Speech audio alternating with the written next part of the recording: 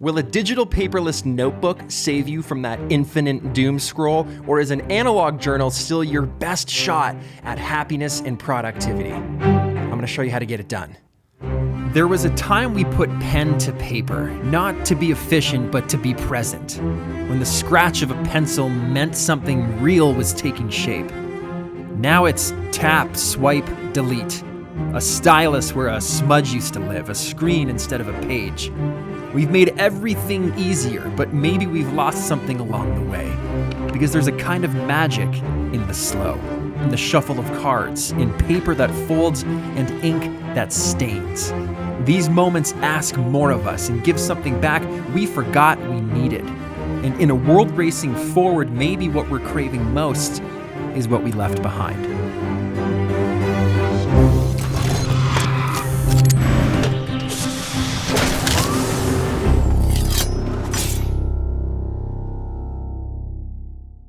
Okay, so this is a notebook. This is a notebook, okay? Kind of like an iPad, but thinner, has a battery, has a backlight, has a stylus that also magnetically connects to the side, comes in a little folio case, and for all intent and purpose, this is a pretty cool device. It's supposed to mimic and replace your analog paper journal. Now, if you watch this channel, you know I'm a big journal guy. I love writing in my notebook, my ideas, my to-do lists, regular thoughts, daily thoughts. I use it as a scrapbook. I put photos inside it. I put everything inside it. It's a staple of my everyday process. Without it, I don't know that I could function. It is at this point like a drug, a useful, healthy drug. So can this replace it? This is supposed to mimic what it feels like to write on paper. It's supposed to sound what it sounds like to write on paper. It's supposed to have a great battery life, up to a week, has a backlight so you can use it at night. You can archive all your notes, cloud storage, backup, note-taking. It's an e-ink reader that has color. So by definition, this should be one of the greatest things I've ever purchased. But I'm here to tell you, I don't know that I really like it. Let me start with the things I do think are cool. I think having instant access to every single note that you've ever taken is amazing, especially if you're on a call and you're just jotting notes down. Being able to pull those up in a moment's notice from a neatly organized file structure is awesome, and anywhere. They're stored locally on this device, and you can also store them on the cloud. That way you can pull them onto your phone using an app, and you're never without your notes. That's the hope. I will say, when I want to find a video idea or something that I remember writing down, trying to go back and find the actual physical book that I wrote it in, find the actual page that I wrote it on, and then hope that it's legible. Most cases it is, but there's times that can be tedious, especially if you're in a spot where you don't have access to your notebooks. You only have the notebook you have on you, and maybe you don't even have that on you. You've almost always got your phone, so being able to access the app that this partners with to get your notes is pretty cool. I think it's great for travel. When you're the last one up on a flight, it's dark, everyone's windows are down, and you want to write in your notebook, you're not the one guy turning your light on and crushing everyone around you. This has a really soft, dim backlight. You can use that when you're traveling. It has that kind of backboard because it is solid. It's easy to write on if you're using your lap, if you're somewhere where you're not at a table. I think this is great. It's pretty cool being able to change your pen style, but we're used to that if you've ever used an iPad or any kind of drawing app. It's old news. But that's about where it ends for me. The things I don't like about this is that it still requires a battery. Even though you can charge it and it will last for up to 7 days, I don't ever want to be in a spot where I'm like, I can't use my notebook because it's out of batteries. That's just not something you would ever have to think about when you are writing in a paper journal. One of the same reasons I love shooting film, by the way, because it's like my memory card or the battery in my camera, all those things that can typically go wrong with technology, I don't have to worry about out the window. Again, all those things are back when you're using something like this. It curls like smoke, but heavier, thicker, slow motion spilling into nothing. Edges blur, lines collapse. One shape becomes another and then disappears. There's something honest in that. No control, no clean lines, just a trace of where it went.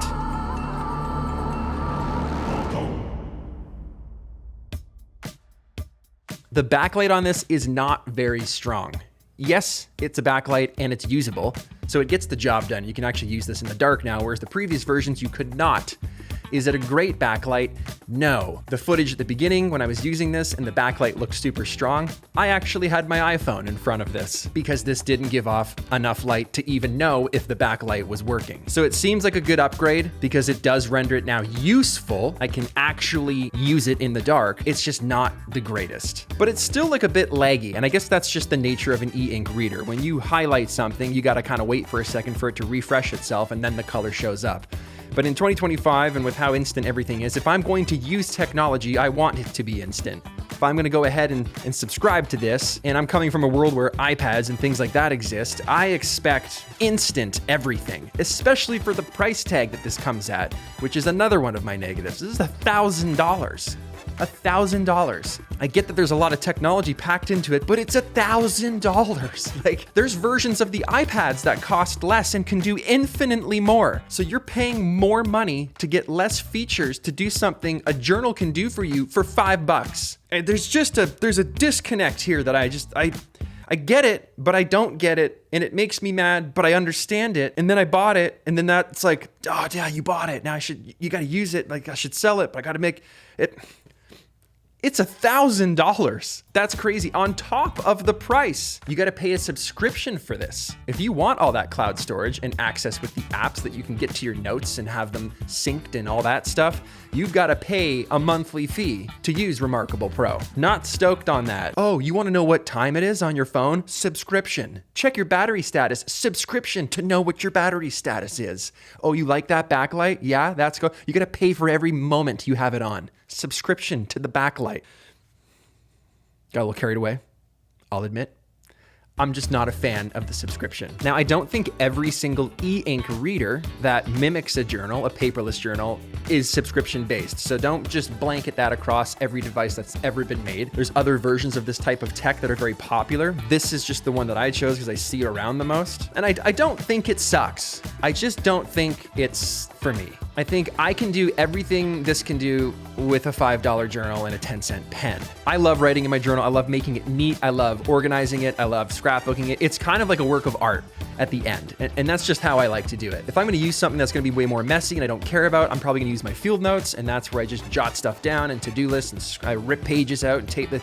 It's Wild West with the field notes. But when I'm writing in a bigger journal, I want to be able to go back and cite it like a textbook. And they're fun to look back on and read on and look at all the pictures I stick in there. Big nerd, if you didn't know. So if I'm taking notes on a call, I love that I can just scribble them down on this and not care about that. Whereas if I was taking notes in my journal, I'd be way slower just because I'd be meticulously taking my time to underline and highlight and make it look good. And that's just part of what I enjoy about that process, that analog process. But this makes me more efficient in the terms of I can just like blast it onto the page and be done and move on with my life. So that's cool. Now, one of the big features of this is supposed to be that it feels like you're writing on paper, and they've done a pretty good job. It's definitely better than writing on an iPad. When you have an Apple Pencil and you're writing on an iPad and you got that smooth glass, no matter if you put a screen protector on it or a matte screen protector or something to make it feel a little bit more, give it more friction, this is still the best I've ever felt as far as a digital device feeling like paper. It's definitely not paper, and it definitely is, like, you can't mistake it. It's just not. The other thing that drives me nuts is the nibs on these wear down so fast. Maybe I'm just like, I press harder when I write. This kind of gives a bit of the same thing with those nibs wearing down. It's sharp and crisp on one side, then if you just barely rotate it, it's soft again. And I've also found the nibs come out like super easy. They give you a tool, but I can just pull it right off. I don't need a tool. It just literally pulls straight off. And like, this was an upgrade because this version had the eraser on it. It's the other thing. If you want the good stylus, you got to pay more for that. It's gone. Look at, it's crazy. Here's a close-up of that. It just pops right off. Anyway, so I think if you were someone that's like, I love journaling, I love taking notes, I think I want to get something that I can put in my bag and travel with and use on the fly, I don't think I could recommend this. I don't think this is the answer. I think it's cool, and I think it's like a pretty good device, but I think it falls short in so many categories that I would just rather use a cheap journal that gives me more dopamine, joy, and use case for literally a fraction, the smallest sliver of the price of having to pay for this. I think too, in this day and age, like, we are craving nostalgia. It's trendy, it's popular. What's old is new again, and everything always recycles. Putting pen to paper is just there's something primal about it, and I don't think it'll ever be eclipsed by anything digital. I feel like I'm shitting on this thing. Like I don't mean to. I'm just trying to give you the yeah. I think for some people it's probably dope. I think if you're a journal enthusiast and someone that loves tracking habits and loves the process of that, because the process is what heals and grows and helps you. That is inherently what makes journaling successful and worthwhile. You don't get that with this. When you feel accomplished in anything, even in your job, leaving at the end of the day, if you feel like I did something, I moved the needle, that feeling is powerful, and that'll help you move forward. And you get that on a daily basis when you use something like an analog journal. Just tracking your spending, tracking your fitness, tracking your meals. When you can look back at a finished chart amongst everything else you fill those pages with, that is a feeling of accomplishment that is immeasurable. On top of the data that you now have that you can log and flip back on, it's single-handedly the greatest tool that I have ever used for my creative brain. And I have severe ADHD, diagnosed. This practice helps with those things. I hope you got some value out of this. Thank you so much for watching this video. I appreciate you being here. If you want to see more videos like this, hit the like button, subscribe if you haven't already, and I will see you in the next video. Peace.